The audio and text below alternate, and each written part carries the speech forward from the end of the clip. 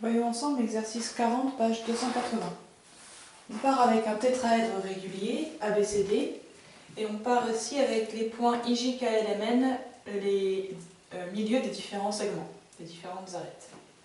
Ok. On s'intéresse à IKJL, on veut montrer que c'est un losange. Alors, si je regarde par exemple le segment IK par rapport au triangle ADB, je remarque que ce segment IK passe par les milieux de AB et de AD. Donc je peux appliquer le théorème des milieux, qui a été vu en quatrième, qui nous dit, entre autres, que ici, IK passant par les milieux des côtés AB et AD aura une longueur de BD divisée par 2. Donc IK égale à BD sur 2. De même, dans le triangle ACD, j'ai le segment KJ qui passe par les milieux de AD et de DC. Donc KJ est égal à AC sur 2. Je continue.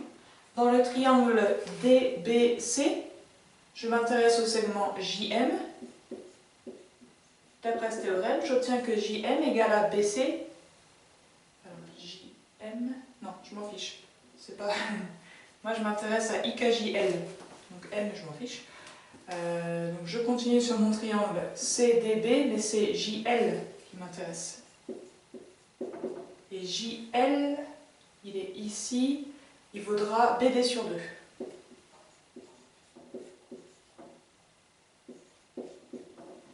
Et pour faire le tour de mon losange, il me manque IK, KJ, JL, IL. IL est ici dans le triangle ABC, et donc IL est égal à AC sur 2. Ok. Donc j'ai BD sur 2, AC sur 2, BD sur 2, AC sur 2. Or, eh bien, étant donné que je suis dans un tétraèdre régulier, toutes les faces sont des triangles équilatéraux, donc la distance de BAD est identique à celle de AAC. J'en déduis donc que BD sur 2 égale à AC sur 2, autrement dit que IK égale à KJ égale à JL égale à IL. J'ai un quadrilatère dont les quatre côtés ont la même longueur, j'ai un losange. Je peux mettre un petit CQFD ici, histoire de se faire plaisir. Voilà. C'était pour la question 1A. La question 1B, on nous demande d'en déduire que les droites IJ et KL sont perpendiculaires. Mais dans notre losange IKJL, les diagonales sont IJ et KL. Ok, on est dans un losange. Donc pas de souci, les droites sont perpendiculaires. IJ et KL sont les diagonales de IKJL. D'où, eh bien, elles sont perpendiculaires.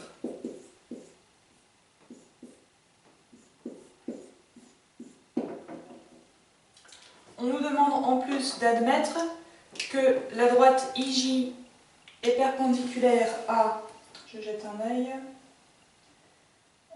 à la droite MN, donc je vais l'écrire ici, c'est les données de l'énoncé.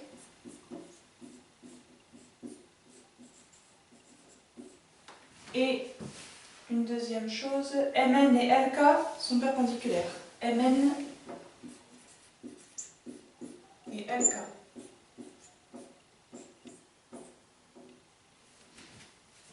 MN et LK sont perpendiculaires. Ok. J'arrive ici à la question 2A, où on nous demande de démontrer que la droite IJ est orthogonale aux droites LN et NK. Alors, IJ, je sais qu'elle est perpendiculaire à KL, qu'elle est perpendiculaire à MN. Qu'est-ce que je sais aussi? Que MN et KL sont perpendiculaires. Ok. Ok. Donc ça veut dire que IJ, elle est perpendiculaire à ces deux droites qui sont séquentes. Donc elle est orthogonale au plan formé par ces deux droites. Ça veut dire aussi que IJ est alors orthogonale à toute droite de ce plan. Le plan étant formé à partir des droites MN et LK, on en déduit que forcément IJ sera orthogonale à NL et à NK. Alors comment je vais écrire tout ça? IJ est perpendiculaire. Alors j'écris en abrégé ici, autrement vous imaginez bien, je vais manquer de place. À deux droites, donc on a dit MN et LK qui sont séquentes.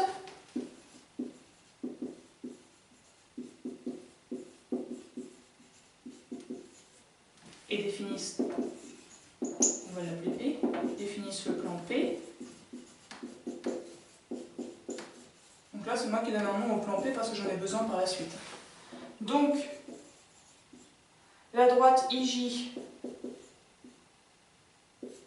elle est orthogonale à ce plan P, d'où eh bien, elle est orthogonale à n'importe quelle droite de ce plan étant constitué avec les points MN, LK. Tranquillement, on peut dire que IJ est perpendiculaire à NK et IJ est perpendiculaire à NL.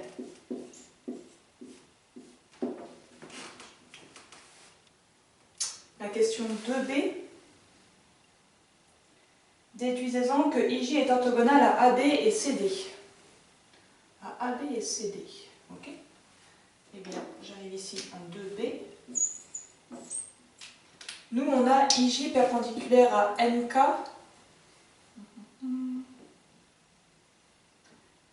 Ok, on est ici, je vais chercher NK. Alors, puisque je vais chercher, on va le mettre en évidence. Là. IJ est perpendiculaire à NK, or NK, elle est parallèle à CD. Donc là, je vais utiliser cette donnée-là.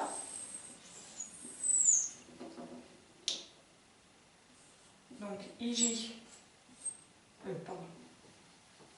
NK est parallèle à CD et IJ est perpendiculaire à NK. Ok. Donc IJ est forcément perpendiculaire à CD. Donc orthogonale à CD en tout cas. Donc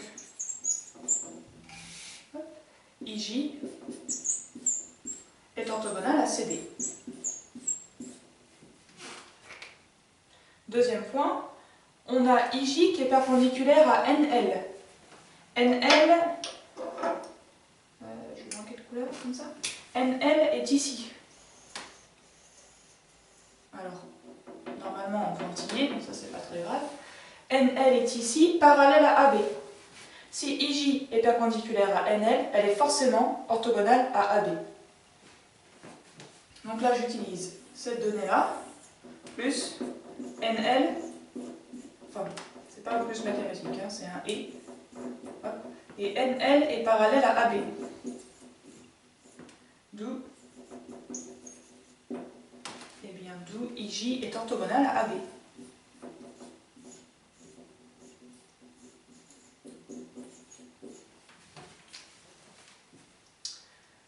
Voilà, ça c'est pas mal. Et la dernière question. Démontrer que le point G milieu de IJ est le centre de la sphère circonscrite au tétraèdre ABCD.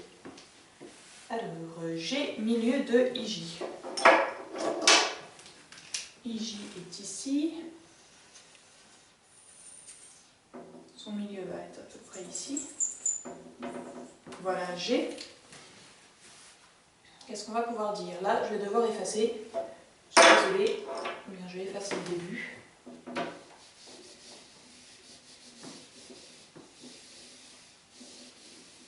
C'est pas mal. Je suis à la question 3 ici. Donc, on imagine une sphère qui est circonscrite au tétraèdre, ça veut dire qu'il va passer par tous les points, donc une sphère qui est extérieure au tétraèdre, une sphère qui contient le tétraèdre. Il faut montrer que G en est son centre. Alors, G. Qu'est-ce que je peux dire? Eh bien, on a vu que IJ était orthogonale à AB. Elle est même perpendiculaire puisque I est sur AB. De plus,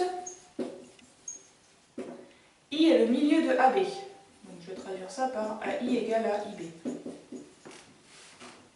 Ça veut dire que cette droite IJ, que représente-t-elle pour le segment AB? Elle y est perpendiculaire et elle passe par le milieu. C'est la médiatrice.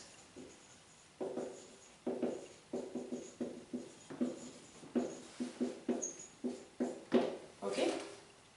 Or, G est sur cette droite, IJ. Ça veut dire que G est sur la médiatrice du segment AB. Mathématiquement, on traduit ça par le fait que G est à égale distance, on dit il est équidistant, de A et de B. Donc ici, GA égale à GB. Ok?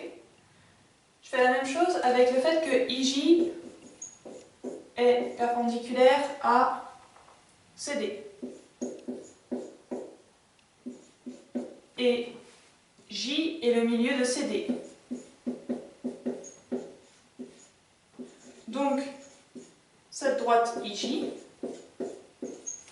elle est aussi la médiatrice de CD.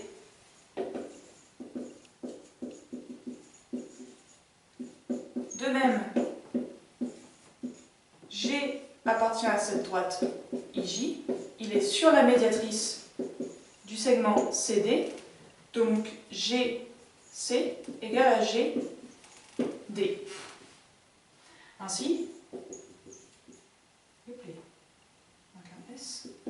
Ainsi, on a GA égale à GB,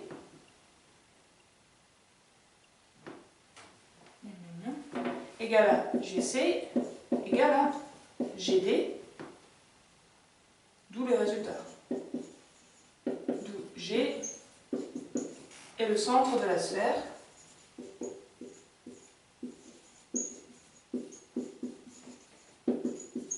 Circonscrite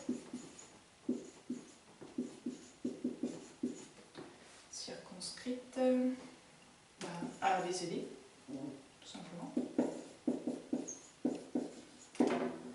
Okay. GA égale à GB, égale à GC, égale à GD.